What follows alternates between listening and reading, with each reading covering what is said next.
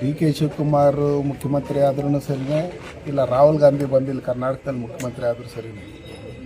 ಅವರೇನು ಪಾಪಗಳು ಮಾಡಿದ್ದಾರೆ, ಪಾಪದ ಕಡೆ ತುಂಬಾಗಿದೆ ಕರ್ನಾಟಕ ರಾಜ್ಯದಲ್ಲಿ.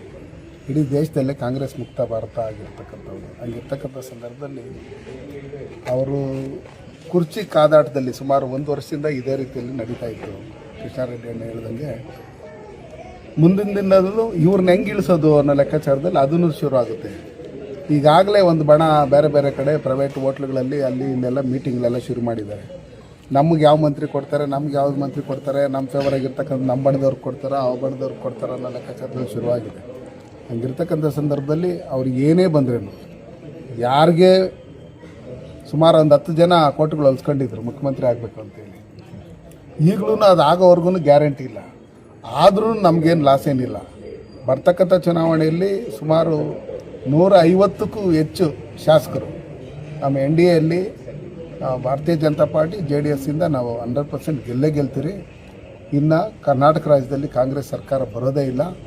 ಅವ್ರು ಏನೇನು ಭ್ರಷ್ಟಾಚಾರ ಮಾಡಿದ್ದಾರೆ ಅಂತೇಳಿ ಇಡೀ ರಾಜ್ಯದ ಜನತೆಗೆ ಗೊತ್ತಿರೋದ್ರಿಂದ ಇವತ್ತು ಪ್ರತಿಯೊಂದು ಇದರಲ್ಲೂ ಇವ್ರಿಗೇನು ಬಡವರಿಗೆ ಅಕ್ಕಿ ಕೊಡ್ತೀರಿ ಅಂತೇಳಿ ಸನ್ಮಾನ್ಯ ನರೇಂದ್ರ ಮೋದಿಜಿಯವ್ರು ಕೊಡ್ತಾ ಇರ್ತಕ್ಕಂಥ 5 kg ಅಕ್ಕಿ ಬಿಟ್ಟರೆ ಬೇರೆ ಇನ್ನೇನು ಕೊಡ್ತಾ ಇಲ್ಲ.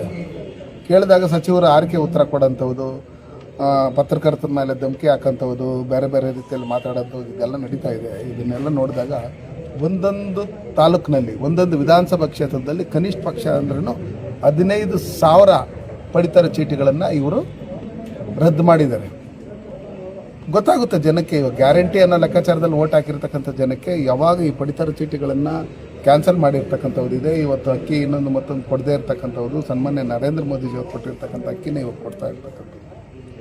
ರಾಗಿನೂ ಕೊಡ್ತೀನಿ ಅಂತೇಳಿ ಅದು 1 ತಿಂಗಳು 2 ತಿಂಗಳು ಪೆಂಡಿಂಗ್ ಇಟ್ಕೊಂಡು ಏನೇನು ಮಾಡ್ತಾ ಇದ್ದಾರೆ ಅಂತೇಳಿ ನೀವು ಈ ನ್ಯಾಯಬೆಲೆ ಅಂಗಡಿಗಳಲ್ಲಿ ಹೋಗಿ ಕೇಳಿದಂಥ ಸಂದರ್ಭದಲ್ಲಿ ಅವರೇ ಹೇಳ್ತಾರೆ, ನೀವು ಕ್ಯಾಮ್ರಾ ಎತ್ಕೊಂಡು ಹೋಗಿಲ್ಲ ಅಂದರೆ ಕರೆಕ್ಟಾಗಿ ಎಲ್ಲ ವಿಷಯಗಳು ಹೇಳ್ತಾರೆ, ಏನೇನು ಎತ್ತ ಹೆಂಗೆ ಅಂತ.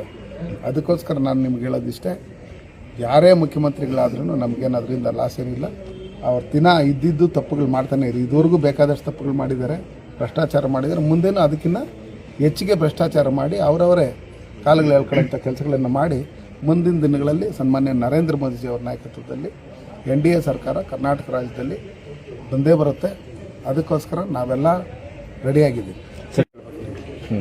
ಯಾವ ರೀತಿ ಉಳಿಸ್ಬೇಕಂತೇಳಿ ಅವರು ಪ್ಲ್ಯಾನ್ ಮಾಡಿದ್ದಾರೆ ಅಂಥೇಳಿ ಅವ್ರ ಬಣ ಇದೆಯಲ್ಲ, ಅವ್ರು ಕೇಳಿದರೆ ಹೇಳ್ತಾರೆ.